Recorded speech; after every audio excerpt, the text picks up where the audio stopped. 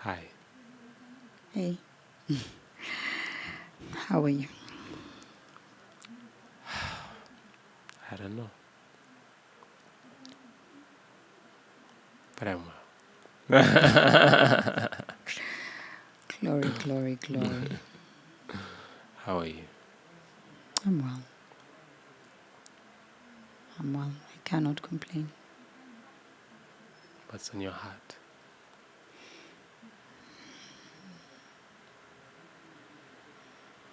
I'm just thankful. Thankful. What are you thankful for? Everything. Life. Another day. It's not guaranteed. Every day is not guaranteed. I mean, there are people who went to bed last night and they didn't get up this morning. There are people who went to bed last night and they were in perfect health, and this morning they're not well. People went to bed yesterday full of hope and courage, and they're very discouraged right now. Yeah. Something's probably happened in their lives and it's thrown them off balance. Yeah. The people who lost everything between yesterday and today, they've lost everything. Yeah. They've lost their homes, they've lost their livelihoods, they've lost children who've lost family, who've lost the only parents they know, someone who's lost a job. But I can't think of anything not to be grateful for. I just can't. And I think for as long as I live and breathe, and for as long as God lives and Jesus lives in me, I'm good. I think you raised something profound. One time I was talking to someone and I had a revelation that a lot of times when we're dealing with different things, it's easy for us to lose sight of everything that is right.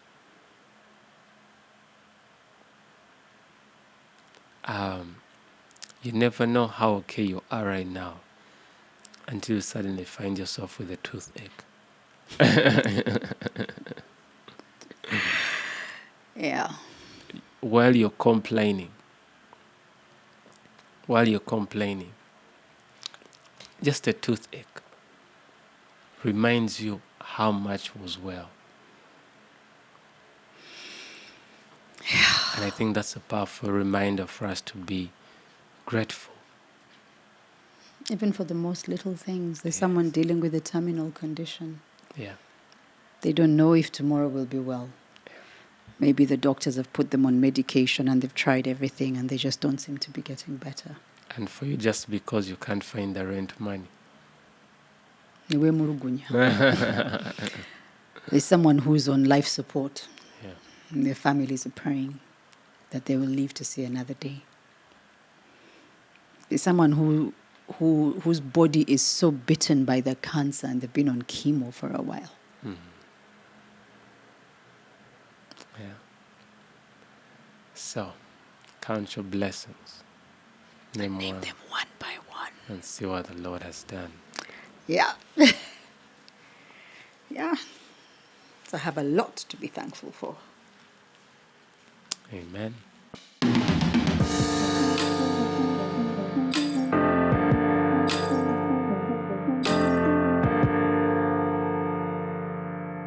What do you want to talk about today? I honestly don't know. Today I don't know. I just showed up today. Today, Just said, I'm going to be present, Lord. Speak to me, through me, I was the topic of honor has been at the back of my mind.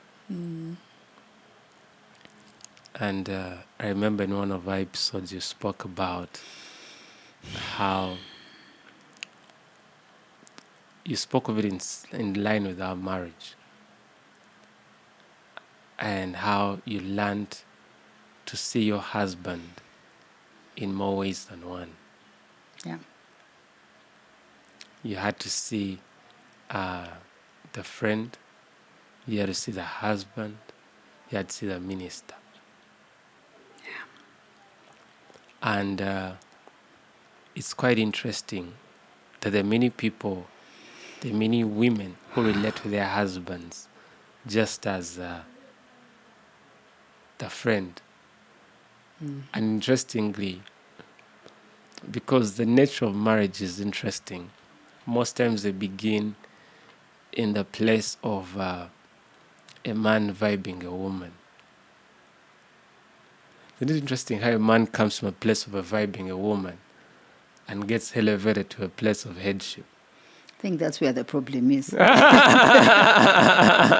reconciliation can be a bit difficult, considering it also depends on how the vibing happened. Yes. Yeah, it can be a struggle to recalibrate yourself. Yes.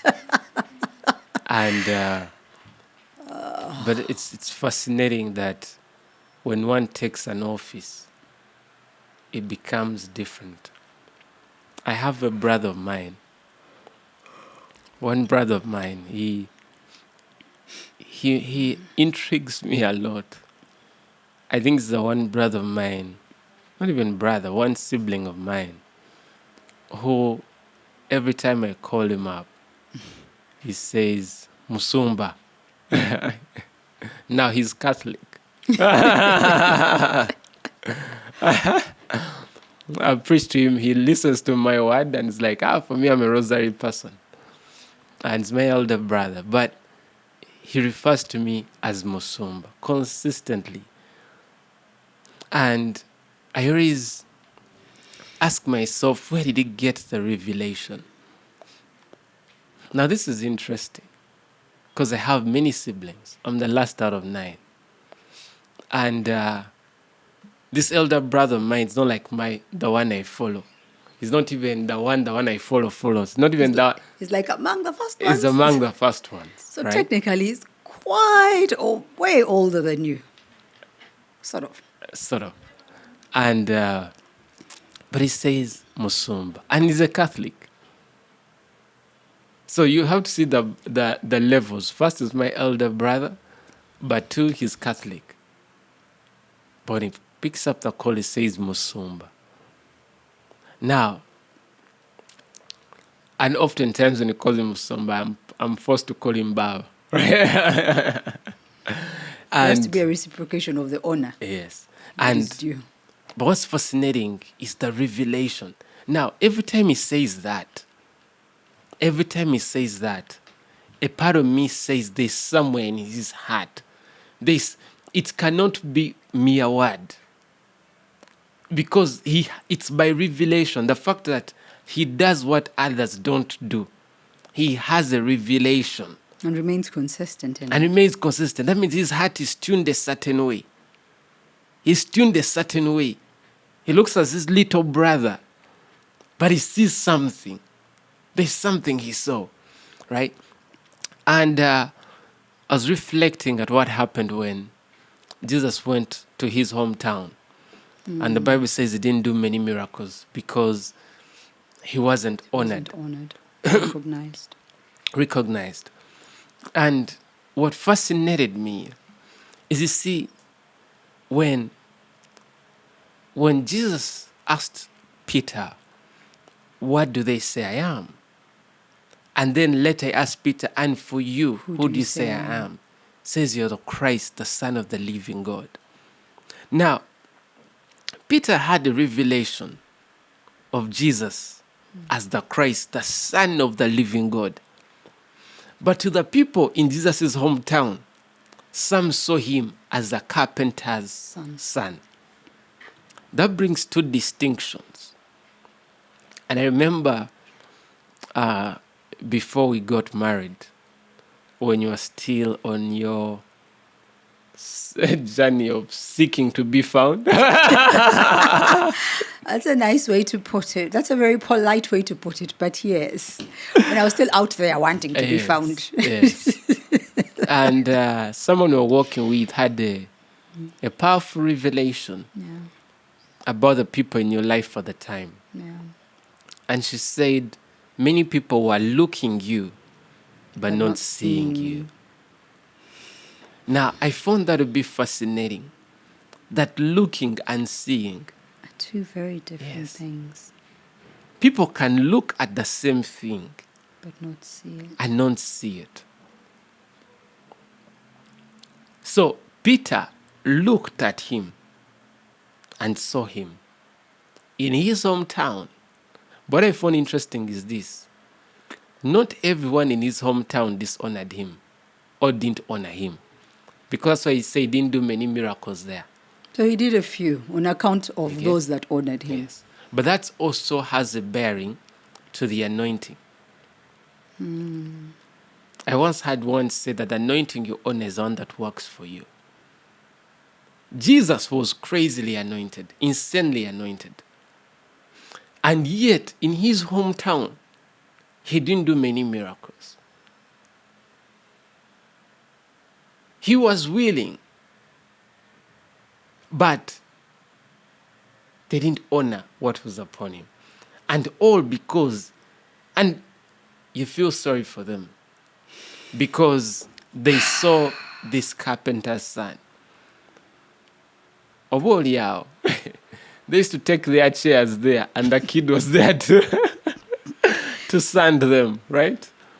And that is the place. I remember we were at a burial one time. I think one of my maternal aunties had passed on. And a cousin of mine was there, and he told me about watching the podcast. And it's like, to lack of, I can't get the right words correctly, but the essence of what he was saying is like, is this the Felix I know? He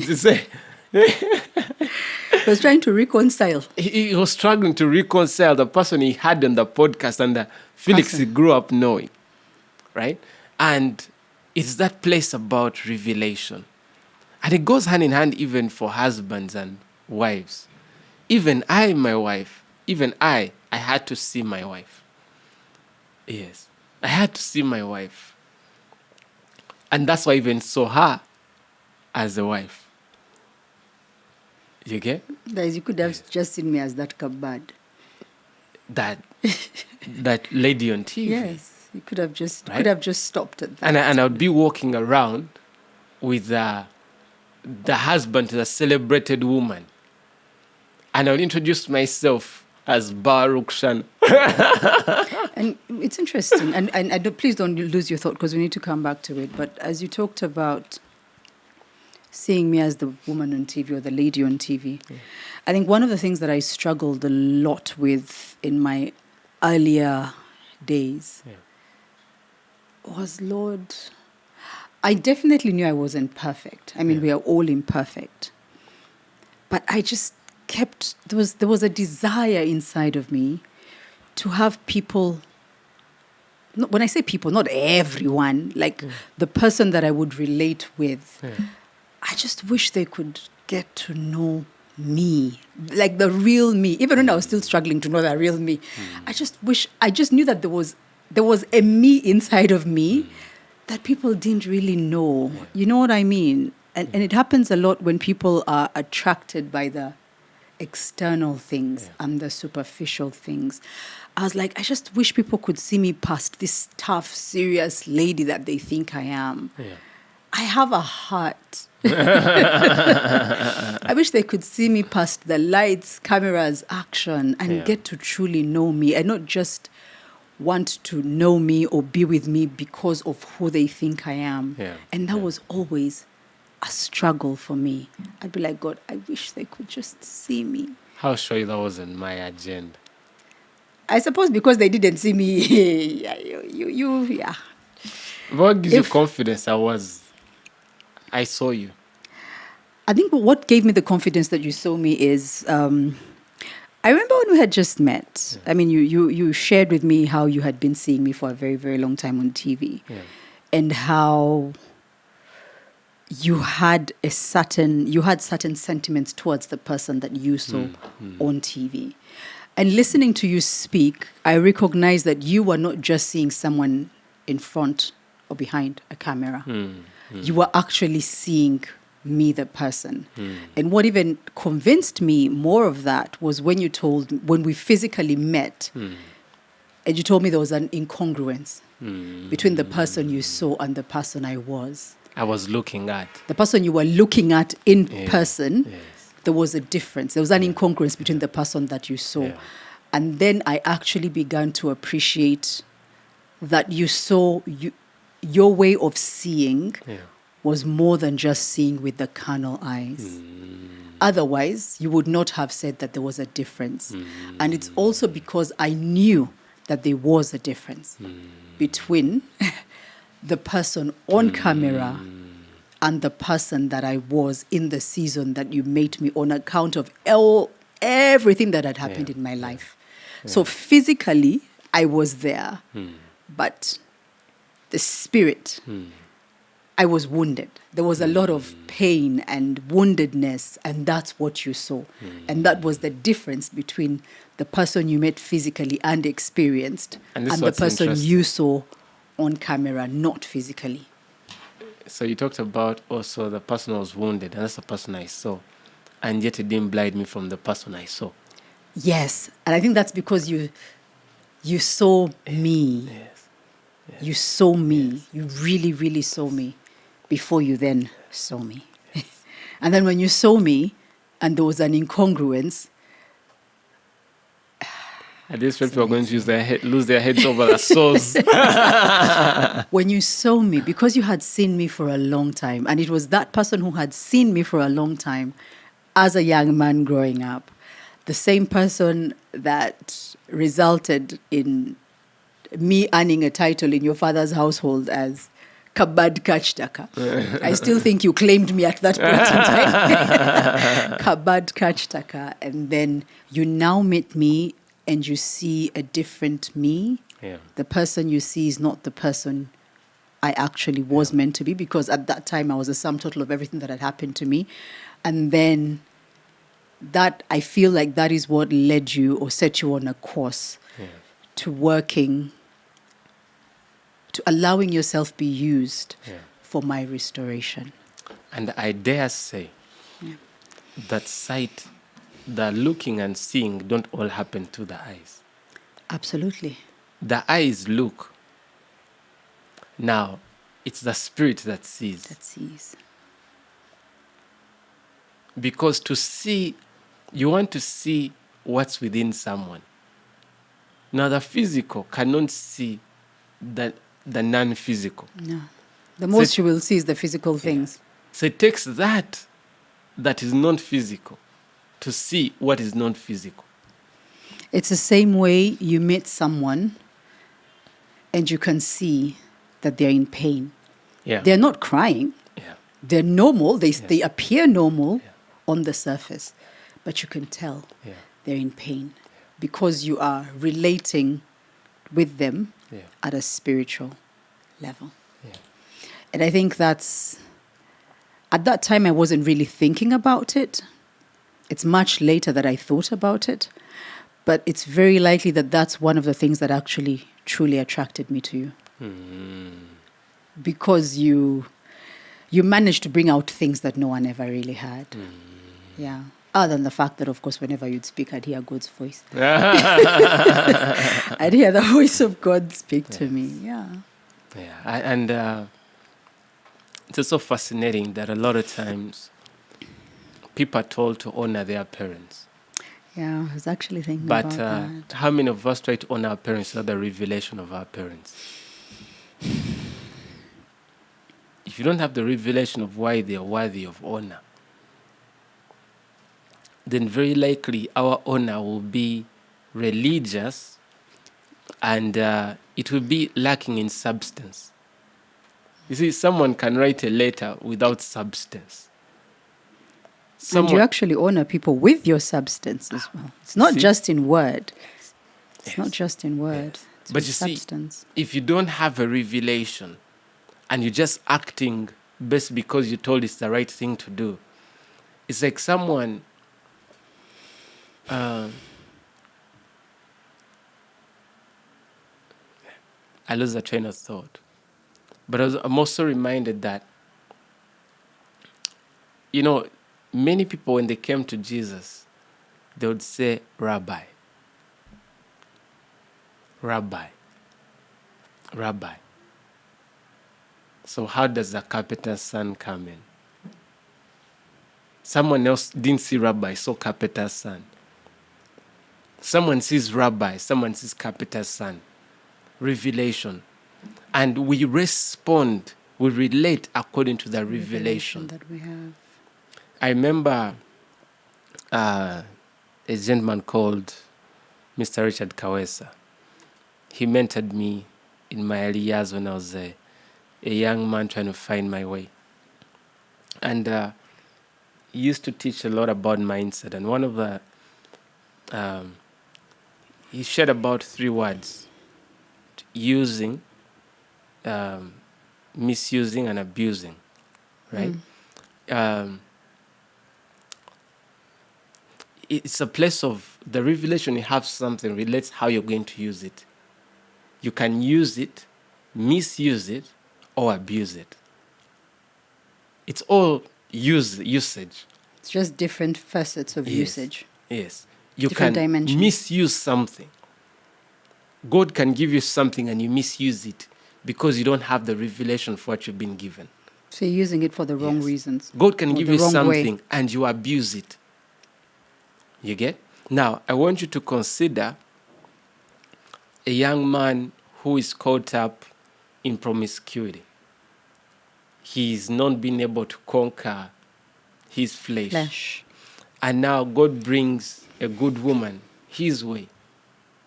Now, because of where he is, he may misuse or abuse the woman God has brought his way. You see? So that shows the lack of revelation actually can mess us up from even tapping into what has been given to us. You get? So, and it's something I've learned very critical, that every time I meet people, I want to see them. Every time I meet people, I want to see them. Anytime someone talks to me, I'm trying to see. Just best believe, this is a secret I'm letting out. Anyone I talk to, I'm trying to see them. And I'm going to see them in every word they use. Because there's one who says Rabbi, the one who says carpenter's son. And There's also one who says nothing. True. You see? And everyone you see them. Because the Bible says out of the abundance of the heart, the mouth speaks. So I don't underestimate the words of men, the words spoken, because they speak of the abundance of the heart. And for that reason, I think the proverb says, guard your hearts, for out of it flow the issues of life. So I guard my heart, because if my heart is not right, people will see me through my words. Yeah. And I'll be found lacking.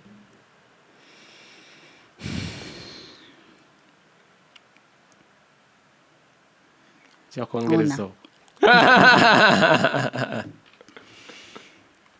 one of those. But there's also, I feel like there's also purely a feeling. Yeah. No scriptural basis for it, or at least none that I've found. But I feel like there is a place where you can actually purpose to do something until such a time as it becomes part of you, or until such a time as you get a revelation of it. So if, for example, it's your husband, you ought to respect and honor your husband. And husbands, different husbands, I think, there are certain things that would speak of honor to them. There's some universal basics, but there are certain things, because husbands are different, that they will consider as this is the SI unit of honor, that my wife respects and honors me. I feel like sometimes, and I think, you actually talked about it even, I think, a couple of podcasts back, as in if you keep purposing to do it, the spirit that empowers you to then do it, keep doing it, and it's not just habit or practice, then comes and finds you along the way. Otherwise, I feel like if people wait for revelation, revelation may never come to some people. If they're waiting to first find revelation, it may just and that's really important, because it's so easy to get into the place of familiarity, whether it is with our spouses or with our parents, depending on the environment in which you were raised. The environment in which you were raised. Some of us grew up in homes where, yes, our parents were our parents, but then there was a certain general sense of you could easily talk to your dad. Yeah. You could easily say anything, any thoughts could easily. And then suddenly, even as an adult, you realize that you actually still speak to your dad a certain way. And sometimes it shocks the people around you. Like, how do you talk to your dad like that? But you actually grew up freely expressing your thoughts. And maybe your dad never called you out, and that's the environment that was encouraged. And I think sometimes, and I've noticed it in our family, I think someone made a comment sometime that when they listen to us talk, it's like sometimes they get shocked. It's like they're hearing Bade's talk. You know what I mean? And even when we're having arguments, now not arguments as in fights, but something that we're discussing and everyone wants to put their point across, even when it involves our parents, it's like there are no lines drawn there.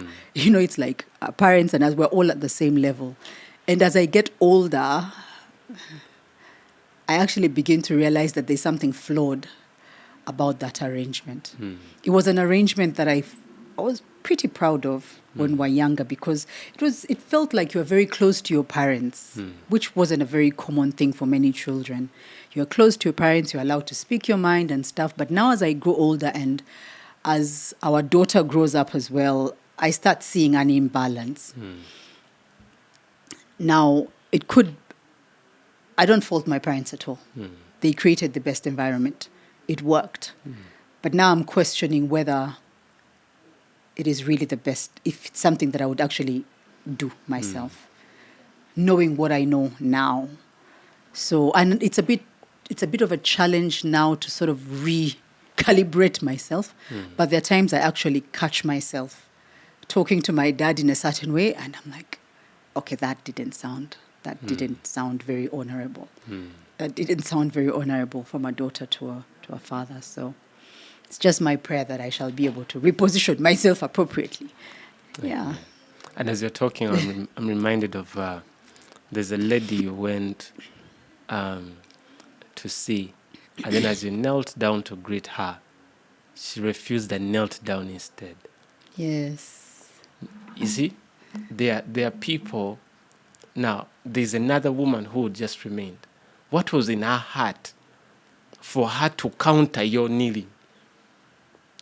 No, I will kneel. Now I'm even trying to remember who this lady is, but... The young lady at home, the mother. Oh, yeah. Yes. And I told her, you'd better get used to me kneeling down before you. Yes. Ah, okay, yes, I remember. Yes. Yeah. Now, but you knelt down for her, and she knelt down. Like, no. I should be kneeling. I want you to think about the wisdom of I should be. There are many people, you see, their father can start to carry the plate of food for them, and they just let the father do carry it. Then he says, no, let me do it for you. You see, there's one who sees and counters the action. No. Let me do that. Now, it's where you find people say, but my husband is okay with it. My husband doesn't mind it. My father is okay with it. Okay. You see, honoring people is not for the people. God said, honor your father and mother. That it may be. God said, there is our family friend came home the other day, and Mchara Mir, and she had a beautiful insight about the revelation about being a woman under authority. And to that place where the things she does them from a place of a woman under authority of God. So there's a place where even where your husband is concerned, because you're not doing things for your husband, you have a God above you. You represent. That's why when your husband tells you to do things that are an abomination in God's sight, you won't accept. Because that's the high authority you're under. So there are two levels of authority. Yes. There's my husband, and then he has to be submitted. His authority has to be good. Yes. Now, if he's not under God, then it becomes a challenge. That's the only circumstance under which I'm allowed to, not necessarily. But I think your being under your husband's authority does not negate your being under God's authority. Absolutely. Yes. And the powerful thing there was a lot of time we start to do things for our partners. And our partners become the standard. If he's not complaining, it's okay. But when you realize it's things unto God, the way we relate with people, like many of us, you can have maybe some strange children coming over, they are hungry to your home, and then you give them some spoiled food. And because they are hungry, they may be okay with it. Now, as a Christian, you can't say, it's fine. The kids actually were grateful. The place is, no. You're under certain authority. You're representing a certain kingdom. Are you representing it to the best way possible? You get? And so where Paul talks about women who are married to non-believers and tells them to their conduct to be so spot on that they may win them over. You see? Which means the way they are conducting themselves is not based on the expectation of their husbands, but on the expectation of God. Now that comes up a lot of many people. You see, for me, my husband is okay. You see, for me, my wife doesn't mind. Yeah, so we've accepted the lower standard, but we forget we are ambassadors for the kingdom.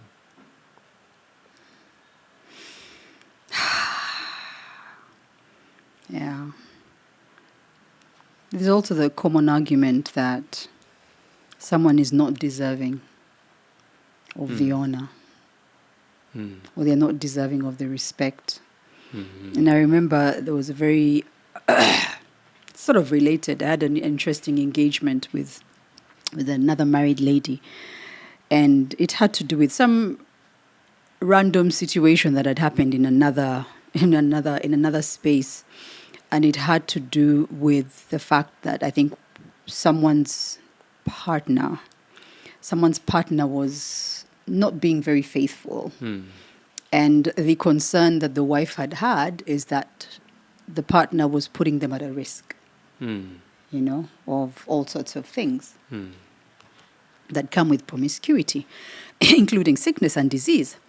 So the engagement between me and this other married lady was that kind of that if someone cocks up once, or they make, I don't want to call it a mistake, if they wander once, they can be forgiven.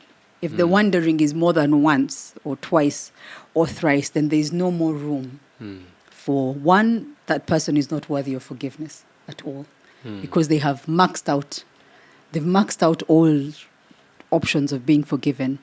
But also they are not worthy of being respected because they do not respect themselves. And I hear that a lot. An argument being made that, but he doesn't respect himself. How can I respect him? And it goes back to the fact that you do not honor someone. When you honor someone, it is not necessarily because you're not doing it for them. You're doing it for you. You do not do it because they are deserving of the honor. You do it because they are meant to be honored, regardless of how they behave, or how they carry themselves, or what they have done. And interestingly, and it's actually for you. Can actually deliver them. Yes, it actually can deliver them, because they get to a point where they're like, but what is it that this woman sees how can she continue to treat me like this in spite of everything? But you see, that is a reflection of how God also deals with us. God forgives us. We sin, he forgives us. We mess up. I mean, he first and foremost, he made the ultimate sacrifice. We continue to reject him. Yeah. He still loves us. He does not count our sin on us. And I think that is actually what changes hearts of people. Yeah. The fact grace. that the grace, the fact that they do not get what they think they deserve on account of the way they behave, that is what ultimately changes. You have a little thingy breaking out on your face. Yes. What has come to your mind? What came to my mind is what happened when we returned from the US trip. What happened? We came back from the US, and suddenly it's like though we weren't the ones who had been doing a podcast on marriage, we were clashing on all levels. Let me sometimes see what you said that took me there. What are you talking about last? It was the fact that when we continue to receive grace, when one continues when we continue to receive grace, it's what changes. Yes, and we come back, everything is a fight. The not so little things are a fight. I remember coming back and I'm thinking to myself, okay, I think we're under attack. And I took time off to try to figure out, like, God, what's happening? What's happening? And I remember the time of my deliverance, I got a revelation. And the revelation was, you're not under attack, because the attacks had never stopped in the beginning. The only difference is you forgot how to fight. That was quite a profound revelation for me, because I realized that sometimes we learn to fight and it becomes second nature, to the level that we actually stop realizing we are fighting. And when I got to think about how I'd forgotten how to fight, is that I had learned to extend a certain grace to my wife, where there was a buffer before things I engage them. But I realized my buffer was now non-existent. If my wife says something that I feel is wrong, I just want to let her know immediately. She says something that I feel is not right, I just want to respond immediately. And yet I used to leave a buffer. And it's that buffer of grace, is make an allowance for people's failings. Because that's what the mechanism of there's a concept called the margin of error, or some call it the margin of safety. It's that, and it's also in engineering, is to leave an allowance for wiggling, right? Yeah, that's what the shock absorber does in a car. That it allows a margin for the car to move up and down, right? And that's what I had forgotten about. To leave a margin of error, to leave a margin of safety. And that simple idea was actually responsible for our marriage, because I remember we did a podcast on love over justice, because justice doesn't consider the margin of safety. It's about right or wrong. Yeah. But love suffers long. You got that right? Right or wrong. Yes. That's not revelatory. That's just me rhyming. But yes, so it's quite fascinating that simple mechanism that allow things to not be fine, right? It's a place where today something maybe wasn't done in time, and just say it's just today. It's all right. It's just one day. Or maybe they've had a lot they're dealing with. That place of allowance for people's shortcomings, if you do not have that, genda love embaga. Until one argues that, okay, so today I've given allowance, and then tomorrow it's something else, and then the other day it's something else, and then it's one thing after the other. Welcome to marriage. After the other, it's always one thing after the other. But what's interesting, I can use my example. If I look at the things that used to stress us early on in our marriage, they no longer stress us. You get? So it is... and this is where the grace message usually comes in. The idea of the grace message is such that as grace extended, you imagine that as more grace is extended, people are going to just become complacent. But the idea of grace is that grace eventually wins them over. But it's quite fascinating because the relationship between husband and wife, if you don't extend grace, what do you do? What other option do you have? You actually don't have another option. Because this is the other side, this is the other part of you. Yes. You are one. Yes. The other alternative is divorce. Yeah, for some people it's a very costly alternative, eh? Exactly. The only way to actually find peace in your marriage and actually get to what the purpose of it is to actually be willing to extend grace. And I think even as you say that, a thought just crossed my mind that I think one of the challenges why we get to a point and sometimes we tire of extending grace is because we are keeping count. And we are taking stock. I'm like, but why am I the one who's always extending grace?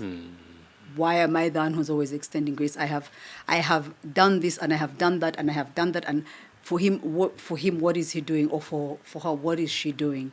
The moment you start keeping count, it's only a matter of time before you will get to a point and you've maxed out. Yeah. Because you're keeping count. But the interesting thing is, when you walked down the aisle and stood before God and entered into this covenant relationship and made your vows, there were no conditions. There were no, what are they called in law? The certain clauses that allow for certain wiggle room. Those were not there. And while the idea of grace in marriage, it's not dependent on whether the other person extends grace. Because I might extend grace to me, but I may not be that quick to extend grace. Interestingly, it just occurred to me that grace is love. And the husband is told to love his wife as Christ loves the church. And the wife was asked to respect. Yes. So the wife is not expected to extend grace. Love is not the fundamental. She should be able to. She should be able to. But it's not. So for her, it's respect. For a wife, it's necessity to love her. You get? And you start to realize you cannot love without grace. Because then there are moments where people are not love-worthy. You're not lovable. And only grace can allow you to love amidst. And that's exactly the relationship that God has with us. Exactly. Right from the beginning. As Christ loved the church. Right from the beginning. Christ was rejected. He came to save a totally lost people. Yeah. Some had him, they followed him. Others continued to reject him. And he didn't say, for these ones, nafa. No. Yeah. He died for everyone. Yeah. He extended grace. There's another thing that came to me when I asked, if it's not grace, how do you do it? I've seen many men complaining, telling their wives to do things a certain way, more like law. Like, this is how things should be. This is how things should be. Now, because God gave people free will, you cannot herd them like As that. if sheep, as if they are sheep. Yes, you're going to get rebellion, and sometimes they're going to end up, you may push them away. You get? And it's that place of trying to be low. You get? Don't do this. Don't do that. For me, I need you here. You get? And unfortunately, most of us kill our marriages in that regard. Granted, the wife may be doing something that is off, but your lack of grace could be the one that kills the marriage, not what the act did. It takes two to tango. And I learned that early on in our marriage, that if our marriage fails, it's on me. I didn't leave responsibility to both of us, but perhaps you can own the same. But for me, I do. if our marriage fails, it's on me. So if I ever go and tell someone, it's because of this woman, I've lost my way. Because it takes two to tango. For as long as I'm standing. And is it 1 Corinthians 13 where Paul speaks of love? I like what he ends with. Love never fails. I don't know how many of us ponder on what he meant by that. If love never fails, why are people getting divorced? Because maybe they haven't understood love. Yes. As it ought to be. Yes. Infidelity happens. But also love suffers long. Yes. Before it never fails, because love never fails is the last. Yes. Love suffers long. Yes. Now, a lot of us, the problem is we have a limit. We have a limit. But then you ask, why are you in this marriage to start with? If you have a limit, why are you in this marriage? Because Jesus was willing to lay down his life for his friends, which means he had no limit. Because his purpose was far greater. Now, unfortunately, our partners are going to fall short. They're human. They're flesh. They are flesh. So they will fall short, just as we fall short. Yes. Now, when they fall short, how do we respond? And then the verse says, when we fall short, grace abounded even more. You get? So you start to see how the grace of God has the power to deliver. You get? It's the unmerited favor. When you think about why people cry before the Father, it's because they cannot reconcile that he still loves them. I know that feeling. Yes. That he still loves them. And if you ask me, that same way Christ leads his church is the same way we ought to lead our homes. In grace. And he's provided for that ability. All we have to do is look to him. Yeah. That's all we have to do. Just look to him. Just look to him. Because it's the template. It's just that I think sometimes it is unsettled in our minds that Christ was in every way a man at that point in time. So the fact that Christ was God, and it's something I struggled with for a long time. I'm like, okay, maybe it was easier for Christ because he was God. But in that time, for the 33 years that he lived and walked on this earth, he was flesh. He was man. But there's another dimension to it. You've seen anointed men of God, and yet they're still men. You get? Yeah, Christ was special. Okay, continue with your thought. Continue with your thought. When he went in the temple after got out of the wilderness, he went and read Isaiah. So the Spirit of the Lord is upon me. On me. Right? And he spoke about what he has empowered him to do. Right? So it's about the empowering of the Holy Spirit. And a man can be anointed and still man. You get? And it's that realizing the anointing does not take away man. Paul, there's somewhere when their ship got messed up and they went on some island and he got bitten by a snake and he simply shook it off. And the people were like, oh, I think saw them like gods, right? But the same Paul tells you, I subject my body. You okay? He disciplines his body, but he's anointed. See that dimension? Yes, it's the dimension of the flesh and the spirit. There are two dimensions we exist in. The flesh is real and the spirit is real. There are two dimensions. Yes. The extent to which the spirit is real is incumbent upon quite a number of things. And I think that, and I feel like that's where the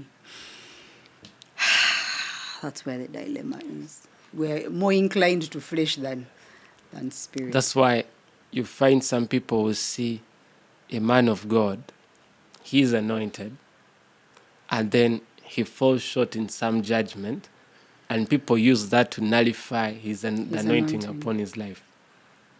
You get? Which is strange, that the flesh and the spirit are two separate things. You get?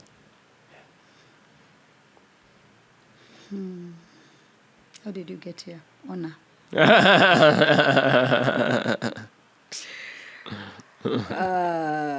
It's a very interesting thing to consider. Very interesting thing to consider.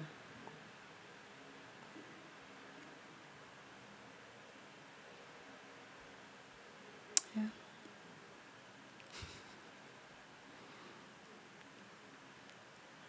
Why is your eye twinkling? I don't know. Maybe you're making me nervous. Why would I make you nervous? I don't know. Mohammed Shtaka. Leave me alone.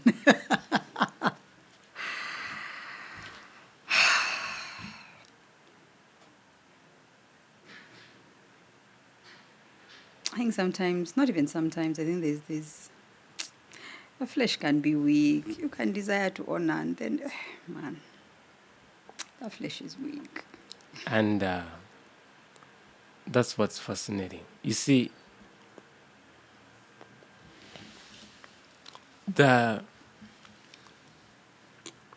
all the people that walked with God possessed the flesh.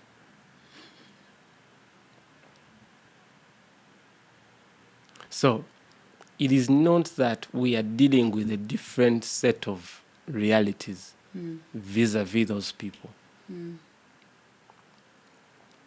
They had the flesh like we do, and yet they managed to walk a certain way. And one of the things I realized is it's that idea about preventive better than curative. A lot of times we tend to engage God in a way that is about dealing with issues. I purposed in my life to live a lifestyle, to form my lifestyle to keep me in God. I remember the day I got off Facebook, and I said, Facebook, I don't want. I remember the day I got off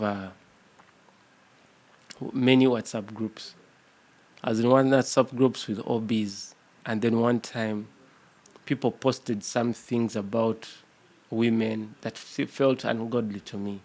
And I told them, guys, let's be mindful of other people. You can take those things off. They didn't care. I left. Right? But there are many believers.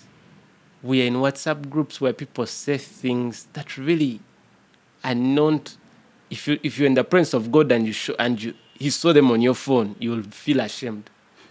But we soak in those things every single day. It is the noise we are taking in. You find someone, if there is any crazy thing that's trending online, they are plugged in, consuming. Right? You find someone, any free time they have, they're tired from work, they turn on a movie. They are soaking. So you find, I learned to protect myself. I protect my eyes. I go on Twitter every morning and only look at Elon Musk's Twitter account. Yes, sometimes it has things that I wish I didn't have to see, but I like to understand the man's mind. And I may look at the trends and see what's trending that I need to pay attention to, but I don't go so deep. You won't find me spending hours scrolling through things. I had left TikTok. And then one time I discovered that TikTok gives you what you feed on the most. So if TikTok is showing you funny things, it's because it's the funny things you love the most. So I started going on my TikTok, and only if they show me ministers or worship, things that are of God, are the ones I would only watch. And there is a place where when I go to my TikTok, it's ministration. That's all that's coming up. As actually, if I want a burst of the word in me, I go on TikTok. And I purpose my TikTok. I don't mess up the algorithm by consuming any other thing. I stick it to the word. So people will say the flesh is weak. But guess what? They are always feeding it. And then you ask them, with all what you consume, if people were to actually put a weighing scale, on one end to put the food they feed their flesh, and the other to put the food they feed of their spirit, you'll see which is most fed. And they wonder why they're struggling. You find someone sits down, watches a movie for 2 hours, puts in another, watches a series the entire day. They watch one sermon, and somehow they feel it's too much for my head. And someone? Yes. Then a full sermon might be long. Thank you. Might feel long. You get? I remember there was a season in my life where, regardless of how tired I was, the only way I could fall asleep is if I was watching a movie or a series. So I'd literally creep into my bed with a laptop. I'd watch till I fall asleep. Then I consistently, like different seasons of my life, and I came to realize this much later when I became more spiritually awoken. I would consistently wake up at a very specific hour. So you'd find like maybe for 6 months, like clockwork, I wake up at 2 and I am wide awake. Like something jolts me out of my sleep, either 2 or 3, and I'm awake. And guess what I would do? And guess what? If you look at your life that time, it reflected what you fed on. It did. So you can imagine you fell asleep at midnight or at 1, and then you woken up at 3. You watch again till about 4 or 5. You fall asleep for like 30 minutes or 20 minutes. Then you have to go to work. You go to work exhausted, and the cycle continues and continues. And I think my Bible had gathered so much dust. I fed myself with garbage, and my life was garbage. And then you find garbage. I've seen many believers who have their tightest friends and unbelievers. And they have justification. Yeah. I can't wrap my mind around it. They have justification. If I know... I'm ministering to them. Perhaps it's a grace upon their lives. Cocky. Right? I learned my life, I protect the God in me. I protect it. It's my treasure. It's my treasure. It's my treasure. If one reason I left my job,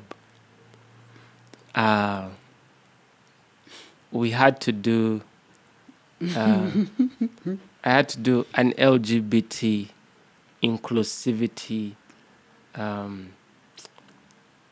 was it to learning, like a social learning thing.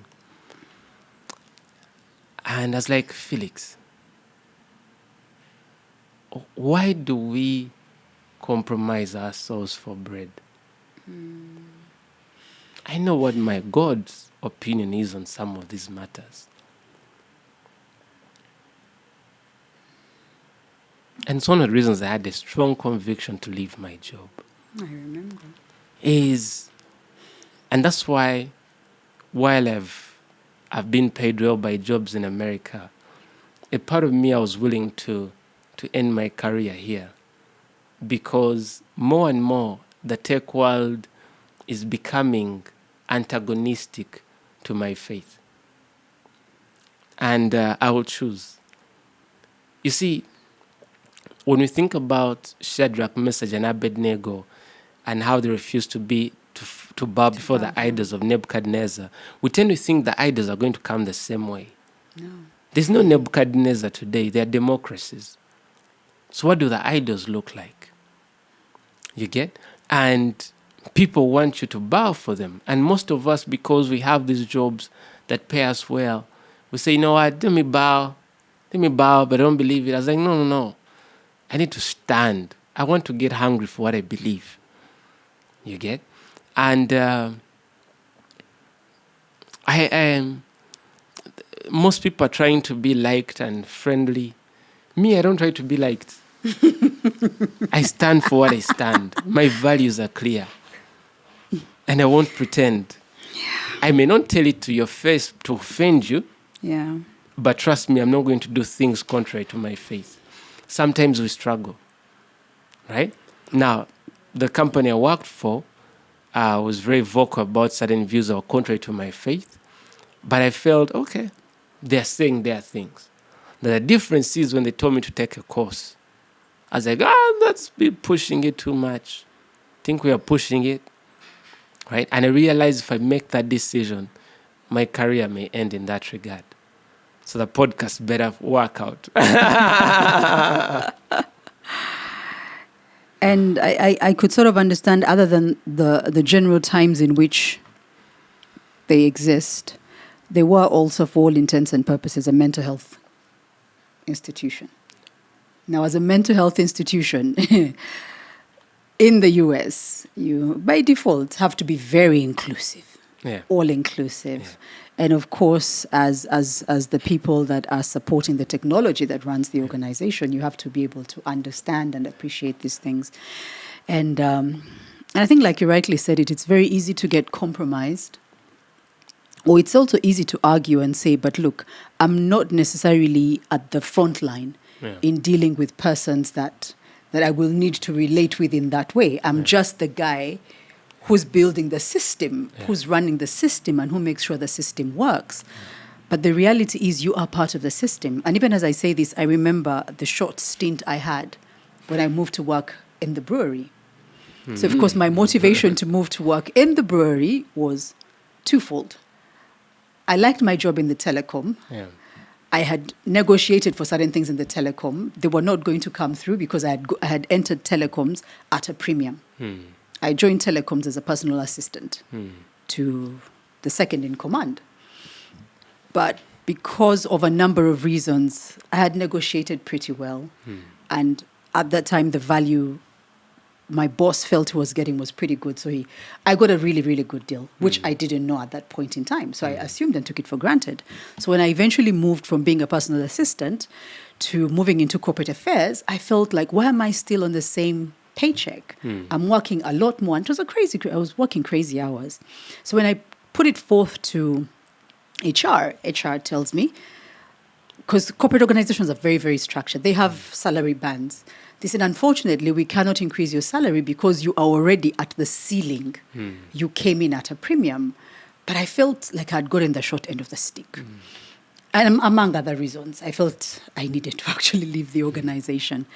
So when an opportunity came for me to move, I had an opportunity to apply for the similar job, corporate affairs manager job at MTN, but I didn't want to take it on for a number of reasons. So when an opportunity opened up at the brewery, I said, I'm better off moving out and going up as opposed to moving up here. So I moved. The money was way better. Suffice to say, when I told them how much I was going to get paid, they now wanted to meet the offer and even pay extra. But I had my reasons that were more than just money. I just needed to exit. So I moved. It was hard. I had sort of justified it in my head. It made sense why I was moving to the brewery. But as I went there, I was a Christian. I was leading cell. My father was a Muslim. I am working in a brewery. At that time, I wasn't consuming alcohol. There was a season in my life when I was consuming alcohol, almost to the point of abusing alcohol. But I had a Christian? Oh, yeah. Okay, I can't say if I was really still a Christian. I had confessed at a certain point in my life, then I had really backslidden. So I still carry the title of a Christian, but I was doing things that were definitely far from Christ-like. But at the time that I moved to the brewery, I'd actually stopped consuming alcohol. So, and the way I reconciled, so I struggled. And I remember my former boss at the telecom told me, because he knew me and we used to chat quite a lot. And Anthony told me, Shan, I know you. And the brewery is not the place for you. Because he knew, he had encountered the Christian side of me. And he said, you will not enjoy working in that place. And I hadn't my heart. And I went. And I kid you not, I would drive to the brewery and park and sit in the car and feel depressed. I'd be like, Lord, what am I doing here?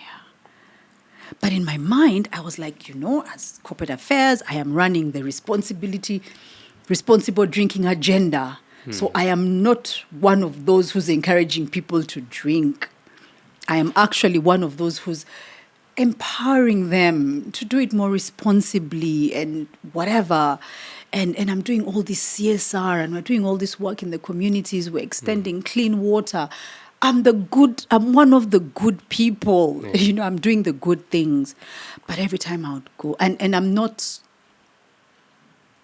asking people to quit their jobs at the brewery. But every time I would go home, there was a struggle. I just couldn't reconcile it. Forget the fact that now Hajina Muimba has to, his daughter is the one that appears on TV speaking for Abagusunda. It was just weird. And I struggled and I struggled and I struggled. And the more I saw different people struggling with alcoholism, addiction, I was like, Lord, whichever way I flip this thing, I am part of the system. It doesn't matter.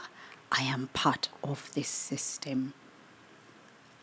And by God's grace, He gave me the perfect avenue to exit. When the opportunity presented itself, and there was a loophole somewhere in a policy that didn't allow me to take maternity leave on account of the decision I had made, I gladly walked. And of course, it shocked my parents, as in who leaves a job as a mother of a 3-month-old. But for me, the real reason, now I come out, the real reason I found it easy to walk is because I was in the wrong place. It just hit me that now we can't expect the brewery to sponsor our podcast.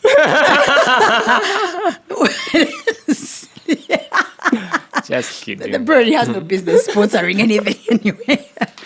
It wouldn't be, yeah. So I hear you when you talk about. And what's fascinating though is God works in mysterious ways. I don't regret the place where I worked. Yeah. I think I knew why I went there for a certain exposure. And you got quite a lot. I got it. Quite a lot. And I know when the cost became too high, perhaps it was so tallied with the fact it was time to leave. Yeah. You get? Because you start to see the story of Joseph, how he ends up in Egypt, he ends up in jail. But in jail is where his destiny, it was how was getting, his destiny helpers were in that jail cell, right? And I think it's a caution to us that this life has to be led with God, has to be lived with God, right? Guided by His Spirit. Because there are things that may be okay one way and the other may not be okay. You get? If God sends you to a place where it's not okay for you, but He needs you to do something there, He'll give you the necessary grace To do what you need to do. Yes. You get? And to then leave. Yes. As long as you don't get stuck. Yes. You don't miss the move. Thank you. It's a case in point of those gentlemen that went to cast out the young girl who had the spirit of divination upon her. And she's like, was it that some girl? I don't know. They said, Jesus, we know. Paul, we know. Who are you? You get? So it's getting into uncomfortable territories as a nobody is very risky. Yes.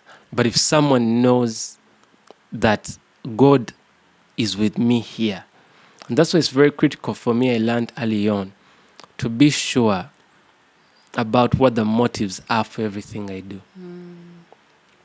To always search my motives in everything. Before I got married, I had to think about what are my motives for marriage. My marriage, I was sure the motives were God. They are not my own. They are not carnal motives. If they were yours, you wouldn't be here. Exactly. And in like manner is finding the same thing about work. Yeah. What are the motives? There are many people whose nature of work is driven by money. I think that's the wrong way to move. Quite a lot of people. Because money will take you places that you shouldn't be in. You get? But when you trust God to lead you, and the same is relationships. Some people get into relationships because the guy has a nice car, the guy has a nice job, the guy can take care of them. But you ask, and where is God? What does God say? True, those things are good, but what does God say? And at the end of the day, people shouldn't just say, I had Felix Chitak was on a podcast talking about not working for breweries and stuff. We ought to have personal relationships with God and actually seek His guidance throughout our lives, right? Yeah. And there's a place where, you see, one of the things I learned the necessity about reading the Word often is because you start to build a repository of the Word in you, that you can see situations and you can see the Word. You can see the Word. You can apply the Word to a situation and say, I remember this thing in the Bible. It was like this, and this was the setup. You get? And when you have that Word, you'll be able to navigate the world. It'll be a light unto your feet, your path. The Word in you. The Word in you. That's why the Word also says, I've hidden your Word in my heart that I would not sin against you. Thank you. Thank you. It's that word that comes back to convict you that, sweetheart, this direction you're taking. The devil will lay a trap for you, so good, but by the Word you'll discern it and say, no, that's not right. I mean, he did it with Jesus. Bold enough to do it with Jesus. You know why people set traps for birds? I remember when we were kids, someone was we were trying to set up a trap for birds. So you'd get a Benson and put a stick and tie a string around it. And the idea was if a bird went in to eat whatever you placed on the way, you'd pull and then you'd catch it. Now, what's crazy about that is because the bird is following this food is how it ends up in a trap. There are such people that the devil just knows, put money in their path, he will capture them. Just put money, because for them, as long as the money is there, they will They'll go. follow the money. They will go as long as the money is there. They have no discernment. What is God saying? What's the way of truth? No, as long as the money is there, they will go. And you find those same people, even the people who are, the women, the men who are trying to trap them, still the same thing. They throw money on the pathway. And they know they will consistently fall for the trap. But if you walk with discernment, you can look at money and say, that's not my money. That is not right. I shall not take it. Yeah. And I think the sad part is one who finds themselves in that place where, on account of just what we've described, is in a particular situation, and now they feel like they cannot get out of it. As in, they have become so accustomed to it, they cannot get out of it. But I am persuaded that it is not impossible.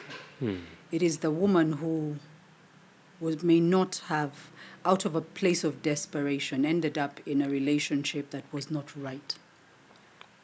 Either the person is not born again, or the person is born again but he's someone else's personal person, and then you sort of you got there on account of, he takes care of me, he provides this. If I can't walk away from this because then I am finished. I am persuaded that the moment one makes a decision, the nature of God is such that exactly where we left him is where he is. He never moved. And he's just waiting. He's just waiting for you to come to that realization that everything that you are pursuing, everything you desire, everything you need is in me.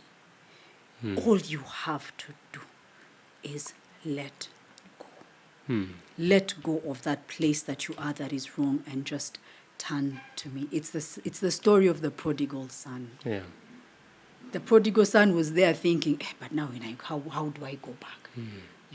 How do I go back? And his father was just waiting and hoping for the day the son comes back. Yeah. And a feast was thrown. Yeah. And there was rejoicing to the extent that it angered his brother who never left. And that is how God is with us.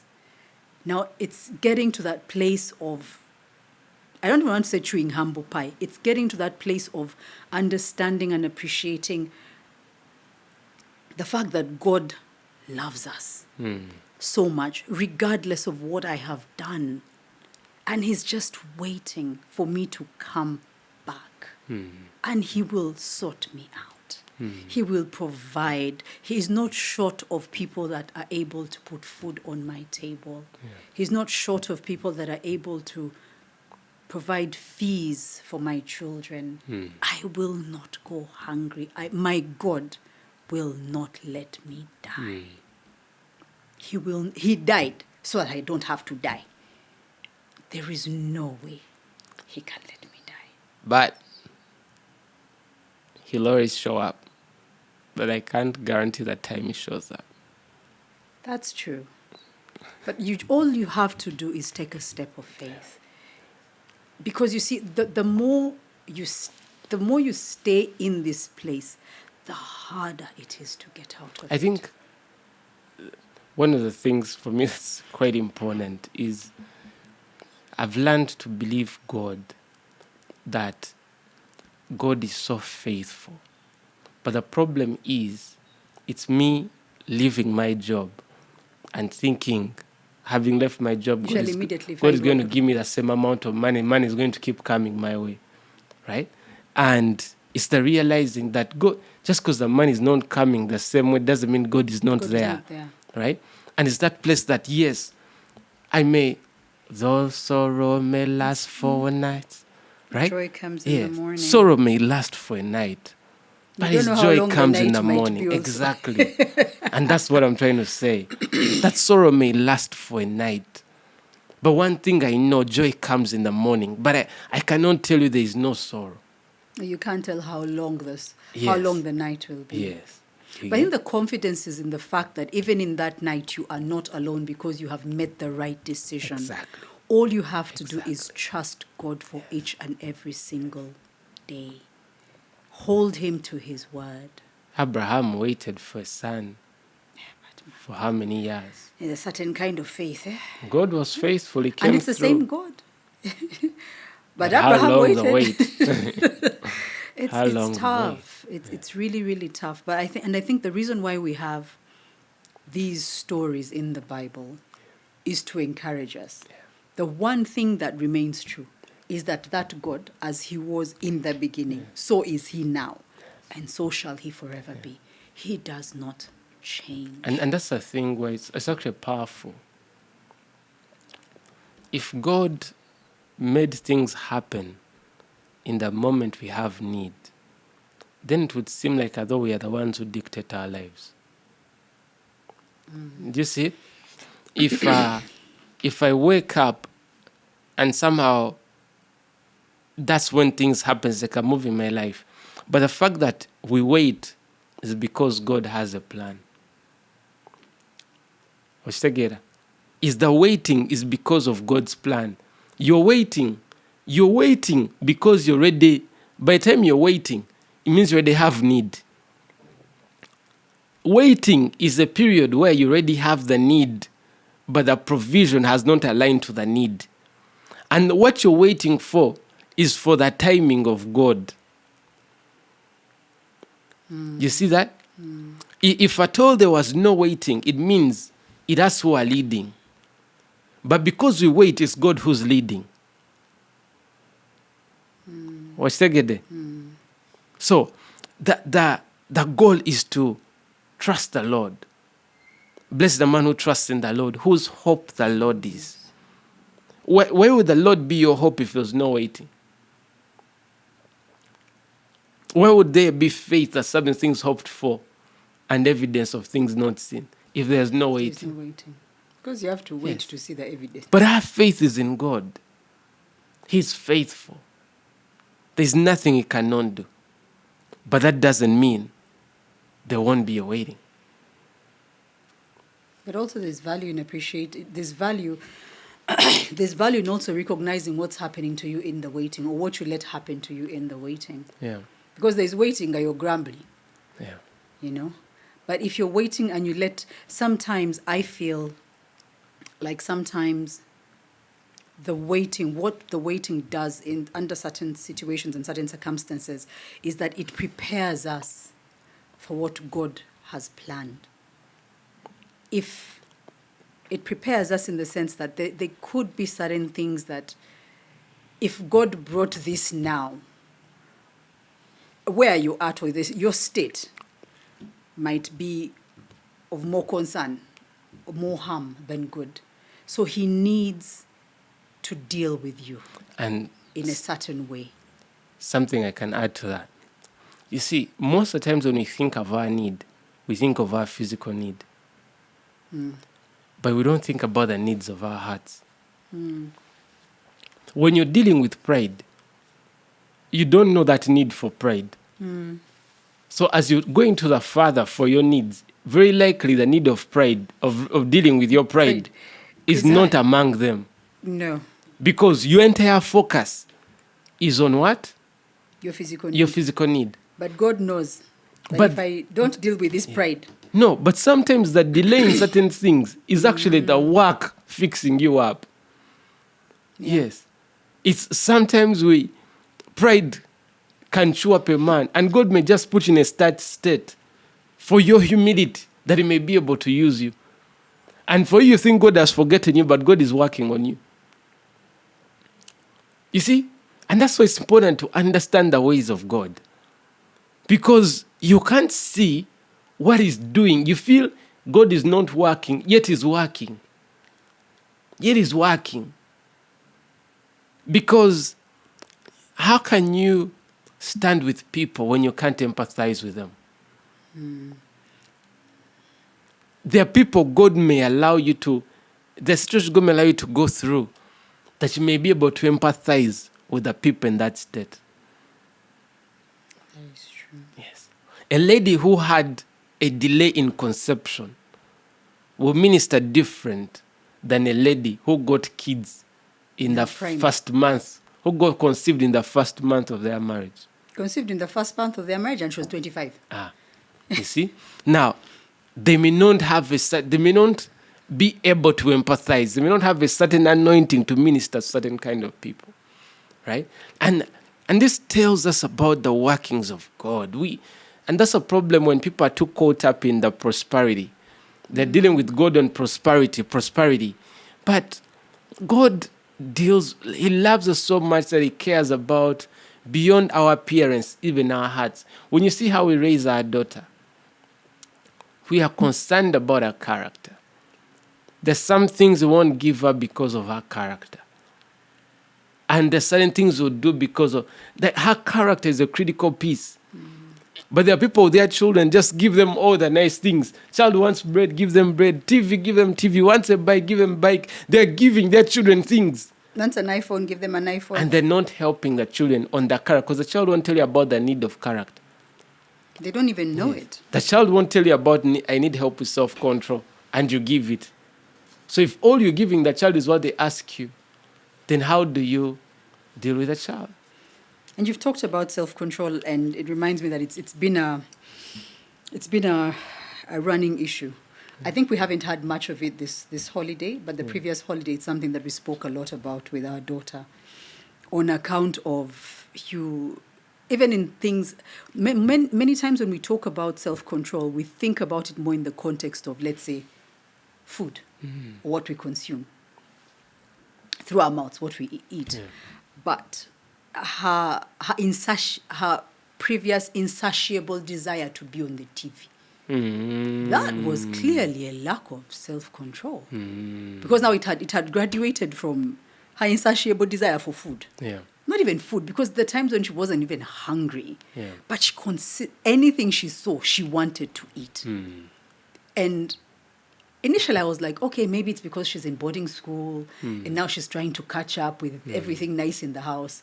And I think you probably said something, and then a light bulb went off. I was like, actually, this is a self-control issue. And for me, it became a teachable moment to start telling her, sweetheart, you need to pray for self-control, because it is not normal. This is not normal human behavior. It is not about boarding school.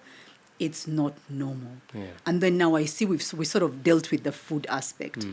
And then it had now spilled over to things like TV. And she felt like she could not do without TV. And then when you instituted this very specific hours of TV, last holiday it was a struggle. She had a clock, but sometimes she'd try and cheat the clock. And when we're not there, she'd cheat the clock. But now I am so proud of her. She'll say, Mommy, 7 o'clock, I am sitting to watch TV. 9, I am done. I don't even have to be in the living room. Like clockwork. 2 hours later, she's turning off the TV and going to bed. I know she would rather be there and watch her other things. The part we're still struggling with is what she's watching. Those fairy tale things, really. We need to get rid of those. But I am so proud of her that we're sort of getting control of some of these things. Yeah, and self-control it's a critical one, because the lack of it will manifest in different areas. It will really manifest in different areas. No, who's tired? You.